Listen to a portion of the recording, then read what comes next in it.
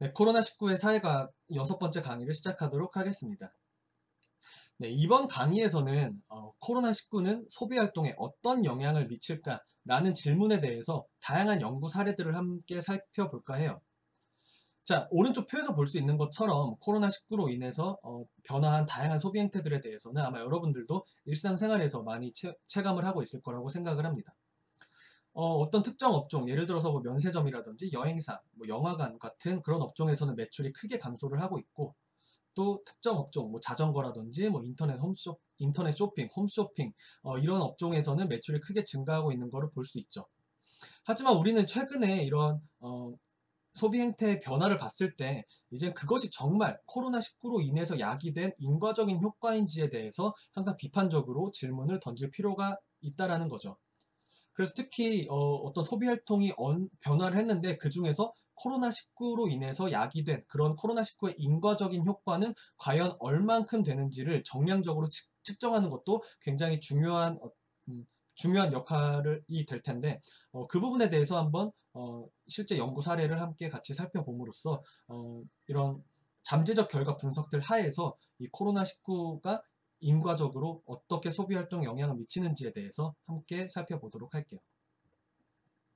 자, 코로나19와 함께 발생한 이제 특히 사회적 거리두기 정책으로 인해서 소비 생활의 변화가 이제 굉장히 많이 일어나고 있는데, 뭐 일단 우리나라뿐만 아니라 이제 전 세계적으로 다양한 형태의 어떤 사회적 거리두기 정책이 시행되고 있죠.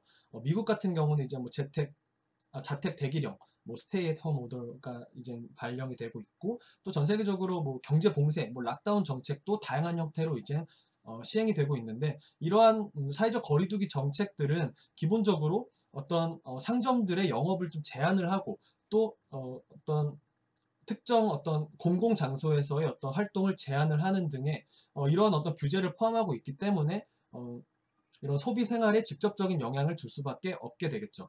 그래서 코로나19 발생 이후에 전국 외식업 매출이 크게 감소하고 있다는 결과들을 많이 아마 여러분들이 뉴스에서 보셨을 거고, 또 특히 온라인과 오프라인이 되게 희비가 엇갈리고 있는 것을 아마 여러분들도 많이 이제 들어보셨을 거예요. 오프라인에 대한 어떤 평균적인 매출이 크게 감소하고, 반면에 온라인 쇼핑에 대한 선호가 굉장히 늘어나고 있다는 거죠. 자, 그리고 특히 여기 중앙일보 기사에서 이제 코로나19로 인해서 간판 기업이 모두 다 바뀌고 있다라는 어떤 기사를 가지고 온 건데, 이런 어떤 사회적 거리두기 정책과 그리고 사람들의 소비 생활의 변화는 이런 어떤 기업들의 어떤 지각 변동에도 굉장히 영향을 크게 미쳤다라는 거죠.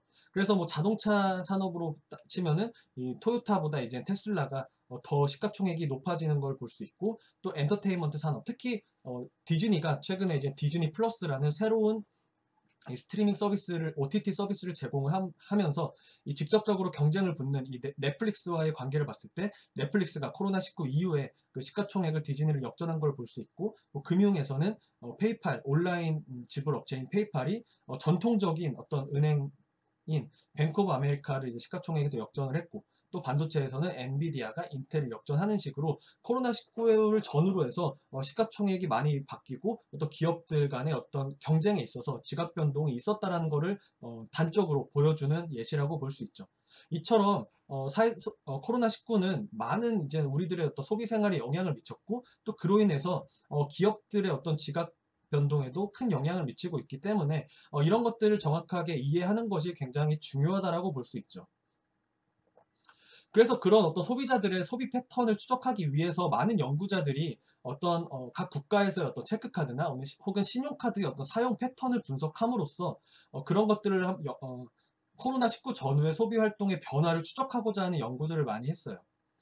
그래서 뭐 아래에서처럼 이런 어떤 핀테크 앱을 활용해서 소비자들이 어떤 그 체크카드나 어떤 계좌를 연결을 해서 어떤 항목에 얼만큼 지출을 했는지를 추적을 함으로써 그거를 어떤 소비 패턴이 어떻게 변화하는지를 추적하는 연구들을 수행을 했는데, 그 중에서 대표적으로 이 첫 번째 연구에서는 미국 소비자들의 어떤 소비 패턴에 대해서 변화를 추적을 하고 있죠.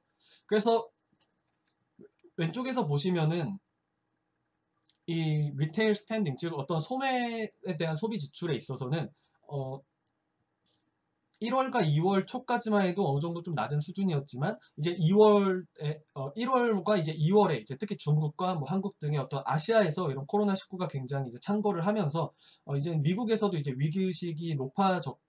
그렇게 또 이제 첫 확진자가 이제 미국에서 나오기 시작했고, 그래서 순간적으로 이 소비 지출이 굉장히 늘어나고 있어요.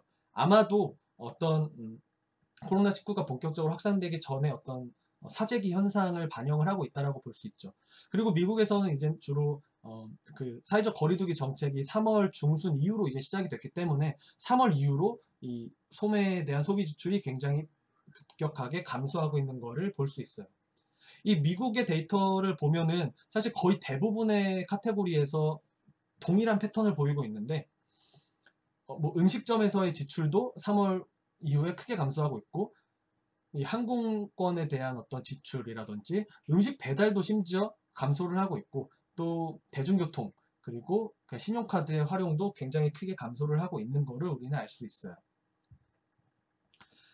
자, 유사한 연구로 이제 두 번째 연구에서는 이제 영국 소비자들의 어떤 소비 패턴의 데이터를 이제 비교 분석하고 있는데, 여기서는 이제 각 어떤 시점별로 이제 구분을 해서 그거의 변화를 이제 비교 분석하고 있어요.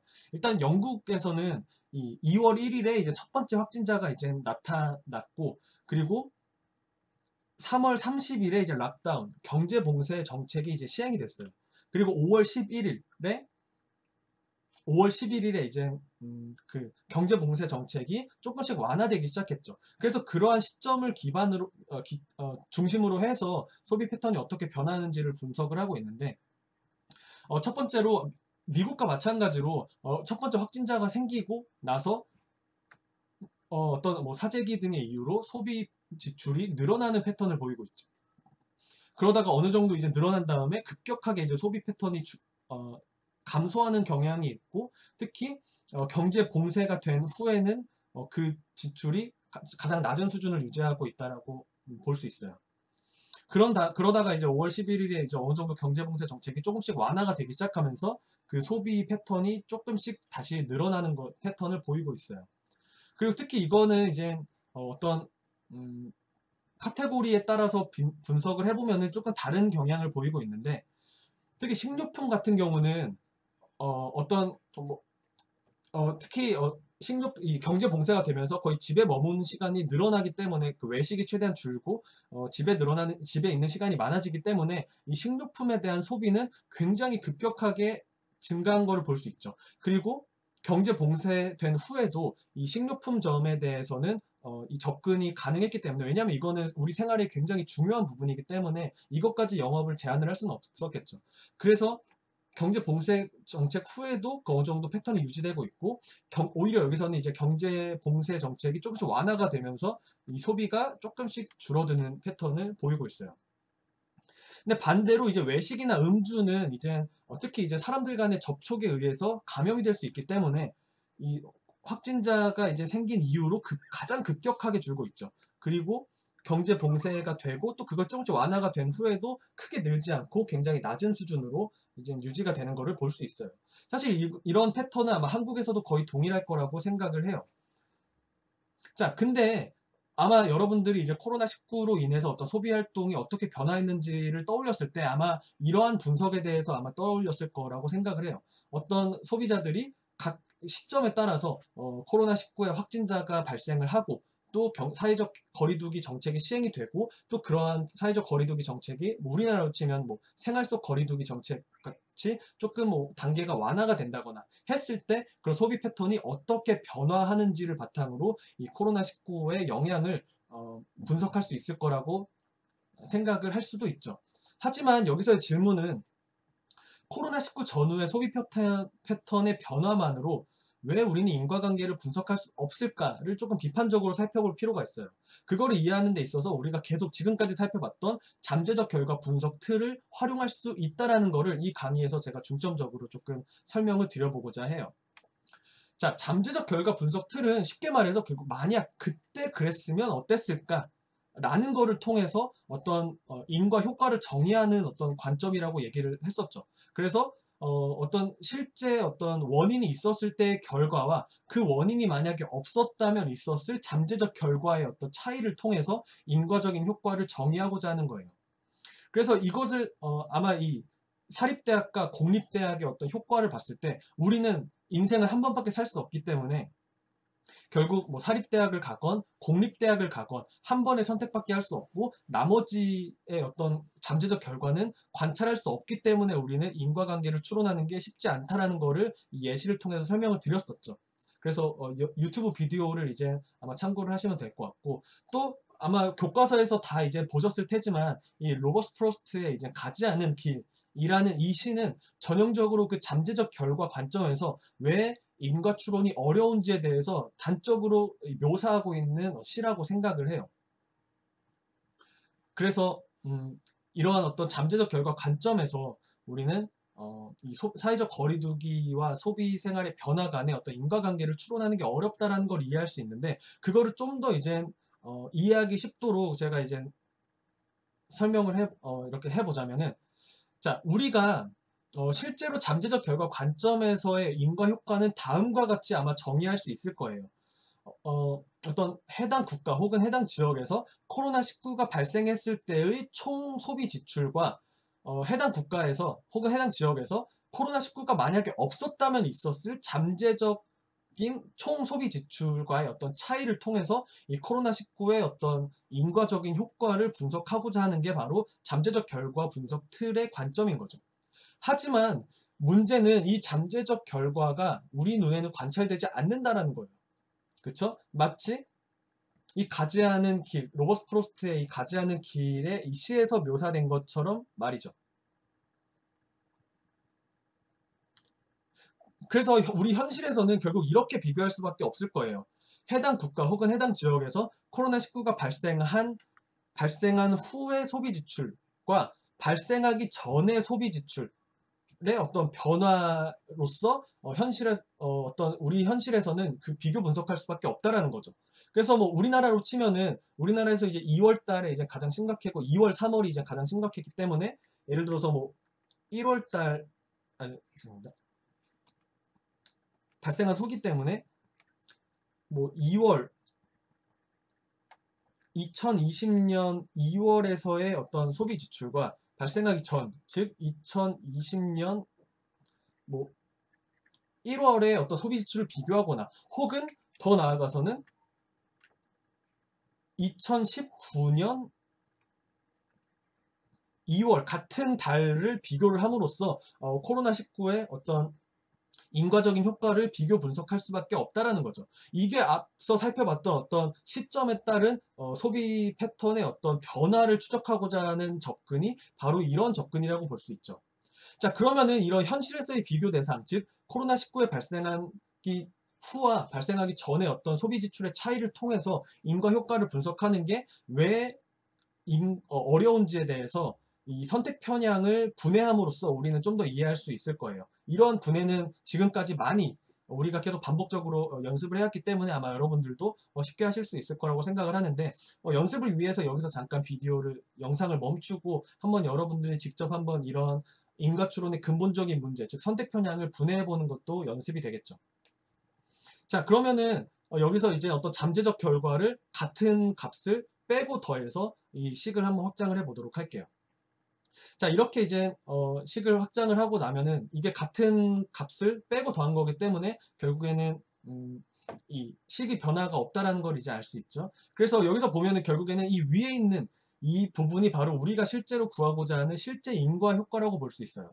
해당 국가에 혹은 해당 지역에서 코로나19가 발생한 후에 총 소비 지출과 그 해당 국가와 지역에서 코로나19가 발생한 기간 동안, 뭐 예를 들어서 2월이라든지 그 기간 동안 만약 코로나19가 없었다면 있었을 잠재적인 총 소비 지출 간의 비교를 통해서 우리는 인과관계를 분석할 수도 있다라는 거죠.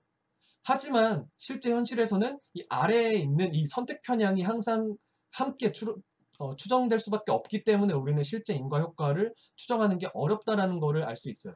즉 해당 국가 혹은 해당 지역에서의 코로나19가 발생한 기간 동안 만약 코로나19가 없었다면 있었을 잠재적 총 소비 지출과 해당 국가 혹은 해당 지역에서 코로나19가 발생하기 전에 총 소비 지출 간의 차이, 즉 코로나19가 없었더라도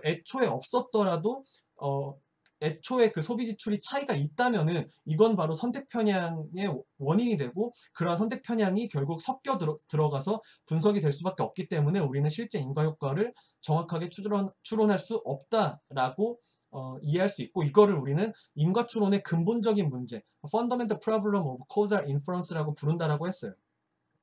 자, 이렇게 선택 편향을 이해하고 난다면은 우리는 비로소 인과 효과를 어떻게 분석할 수 있을지에 대한 전략을 좀 더 명확하게 할 수 있는데, 바로 매우 간단하죠. 선택 편향 때문에 만약에 그 인과 효과의 추론이 어렵다면은 우리의 목적은 바로 그 선택 편향을 없애는 거고, 그 선택 편향은 바로 아래에 나타나 있는 이 부분의 숫자를 만약에 알파라고 한다면 똑같이 이 알파로 만들어서 이거의 차이가 0이 되도록 해서 선택 편향을 없앤다면은 우리는 인과 효과를 제대로 추론할 수 있겠다라는 어떤 그 전략에 대해서 생각해 볼 수 있죠.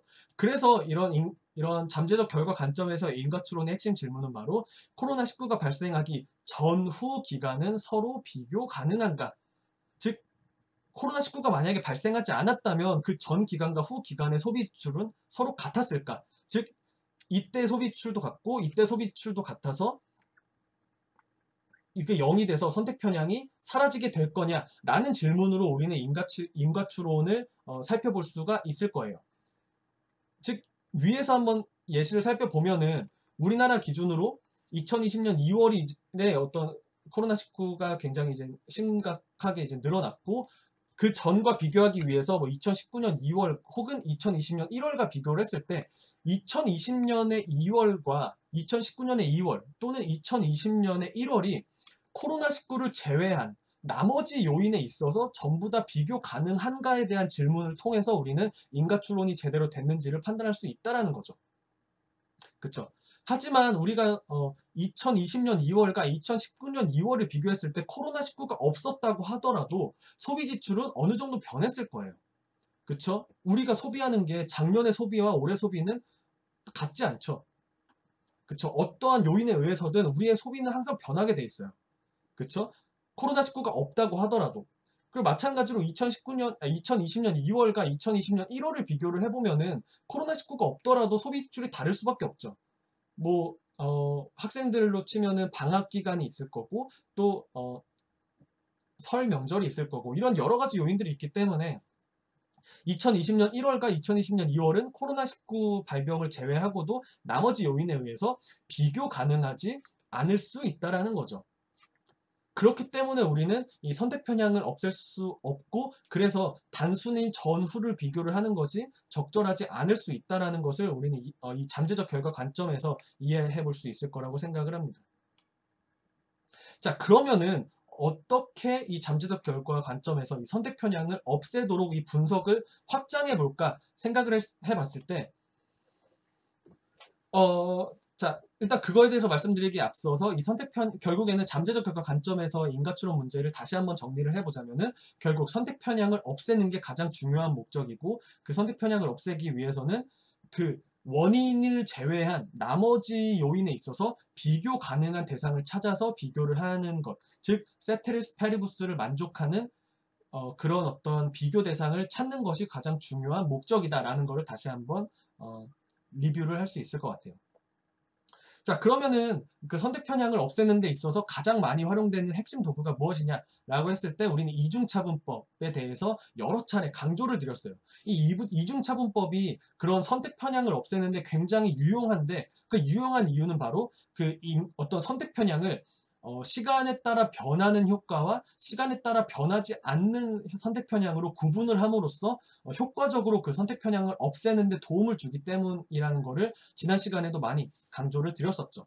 그래서 이 이중차분법은 뭐냐라고 한다면은, 일단 처리 집단, 처리 집단, 그 트리트먼트 그룹 혹은 이게 실험 집단이라고도 얘기를 하죠. 우리가 관심을 갖는 그런 집단이 되겠죠. 자, 그래서 이 먼저 실험 집단에서의 전후의 차이를 비교를 하는 거예요. 그러니까 전후의 차이, 한 번의 차이를 하는 거기 때문에 일중차분이죠. 그래서 이러한 일중차분을 통해서 우리가 할 수 있는 건 뭐냐면은 실험 집단 내에서 정책 시행 전후의 효과를 비교함으로써 시간에 따라 변하지 않는 선택 편향을 배제할 수 있는 거예요. 왜냐하면은 만약에 시간에 따라 변하지 않는 어떤 요인이 있다면은 그거는 뭐 2020년 1월에도 영향이 있었을 거고 2월에도 영향이 있었을 거고 3월에도 영향이 있었겠죠. 시간에 따라 변하지 않기 때문에. 그렇기 때문에 그거를 그 전후를 비교를 하면은 시간에 따라 변하지 않는 그런 선택 편향의 요인은 배제할 수 있어요. 이것을 바로 일중차분이죠. 자, 사실 앞서 살펴봤던 그 부분이 이런 일중차분을 활용한 거예요. 그래서 시간에 따라 어떤 소비 패턴의 변화를 비교 분석하는 것이 시간에 따라 변하지 않는 어떠한 요인을 배제하는 데는 효과가 있어요. 하지만 그럼에도 불구하고 그것이 이제 인과추론에 적합하지 않다라고 말씀을 드렸던 부분은 시간에 따라 변하는 어떤 그런 요인들은 배제할 수 없다라는 거죠. 그쵸? 뭐 2020년 1월과 2020년 2월은 시간에 따라 많은 요인들이 변하고 많은 요인들이 소비 생활에 영향을 미치기 때문에 그런 시간에 따라 변하는 선택 편향은 배제할 수 없다라는 거죠. 그래서 한 번 더 차분을 한다. 그래서 이중 차분이라고 하는 거예요. 그래서 우리는 어떻게 한 번 더 차분을 하냐면은 통제 집단을 구하고 그 통제 집단에서의 그 차이, 이 통제 집단에서의 전후의 차이를 통해서 일단 먼저 그 통제 집단 내에서의 어떤 시간에 따라 변하지 않는 요인을 배제를 하고 그 통제 집단에서의 전후의 차이가 시간에 따라 변하는 선택 편향이고 그것이 이 통제 집단과 이 처리 집단이 서로 같을 것이라는 가정하에서 이 통제 집단에서의 전후의 차이를 한 번 더 빼주는 거예요. 그래서 실험 집단에서의 정책 시행 전후의 차이와 통제 집단에서의 정책 시행 전후의 차이를 비교함으로써 이 나머지 부분을 우리는 인과 효과라고 보는다. 그래서 죄송합니다. 이 실험 집단에서의 이 정책 시행 전후의 차이가 일중차분이고 또 통제 집단에서의 전후의 차이가 또 일중차분이죠. 그래서 이 두 개를 차이와 차이를 또 한 번 차분한다고 해서 이거를 이제 이중차분법이라고 우리가 부르는 거예요. 그래서 먼저 정리를 하면은